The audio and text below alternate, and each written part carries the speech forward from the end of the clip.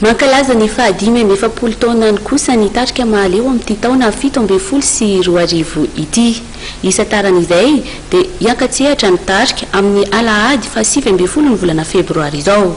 Ny THB ny mpanohana ofisialy ny hetsika. Lovara Manatsoa sy Mamra Soanevo.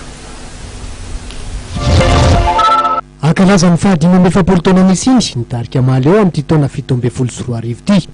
Entina isatarana zany ny fampisehoana lehibe izay ho toto-tsaina tsy amin'ny lapan'ny fanatanjahantena sy ny kolontsaina etsy Mahamasina ny 7 febroary ho avy izao. Ny THB no mpanohana ofisialy ny hetsika. Madagasikara samy andrerezina afatarany maro ny eto Madagasikara dia nitarika mahaleo sy tsy nankafiana azy hatramin'izay ka hatramin'izao ary manaraka antsika foana izy tamin'ny fotoana rehetra na tamin'ikena amin'izao efa lehibe izao.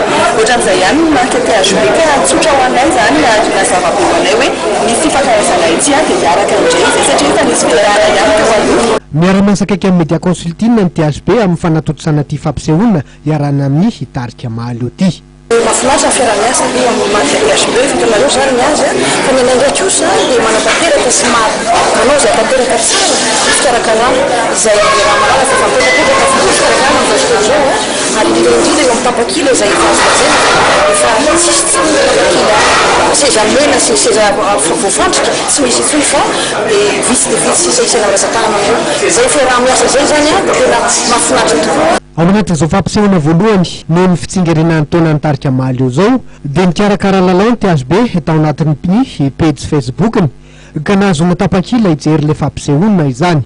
Anamarika ny fisiny ihany koa ny THB amin'ny alalan'ireo toeram-pivarotana akora Star.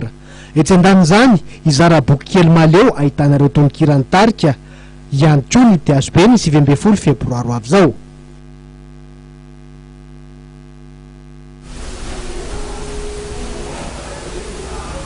Dia io mifanadidiny indray tompoko lahy sy tompoko vavy no nentina nanakatonana ny fampahalalam-baovao tamin'ity alina ity. Isaorana ianao araka izany nanaraka izany hatramin'ny farany ary manome fotoananao ho amin'ny manaraka indray. Veloma tompoko.